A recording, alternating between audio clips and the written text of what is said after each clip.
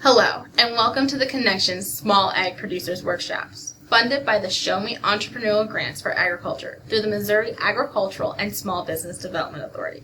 I'm Clara Dickinson, an instructor of agricultural communications at Missouri State University, and today we're going to go over finding your target audience.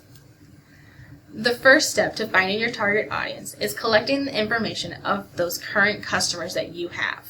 Things like age, location, income level. For income level, how much money are they willing to spend on your product? Do you hear positive or negative feedbacks about your current prices? Your customers' likes and dislikes. Why are they coming back for your product versus a different one on the marketplace? Stages in life. Do they have kids or grandkids? Are they working full-time or are they retired? Those are all things that can affect why a customer is buying your product. You also want to consider things like religious or cultural backgrounds, even gender and educational level have effects on why customers are buying your products and why they're buying them from where they buy them. The second step you want to do is check out your competition.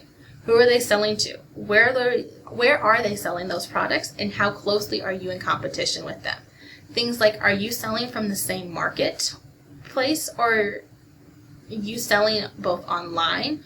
Are they in a different city, or are they in a different state? What is the competition, and how heavy is that competition? Step 3 is collecting local data. What is the demographic of the area you sell in? This can be the demographic of the farmer's market that you sell at, the city, or even county or state that you're selling in. For city and county and state data, you can check out official census data online to find this information. For your market, you might have to do just a little bit of digging with your market director or even taking some surveys yourself. Some other things you want to look at is, what are some unique factors about the people who live in your area? And do these factors determine the types of products they buy or don't buy? And how can you be a provider of the products they want to buy? Step 4 is compare. Who are you reaching in your market versus who lives in your market area? And is there a demographic that you're not reaching that you are trying to reach? Is there a group that would benefit from your products, and do they know that you exist, and why have you not reached them?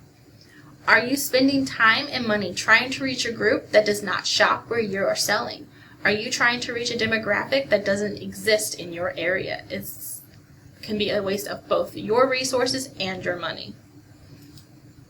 Step 5 is selecting your main target audience.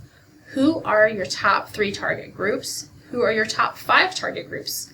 And then who are your bottom 3 target groups? You want to focus on those top 3 while also touching on those top 5. But it's okay to not spend time on those bottom 3 target groups because they're not your main focus.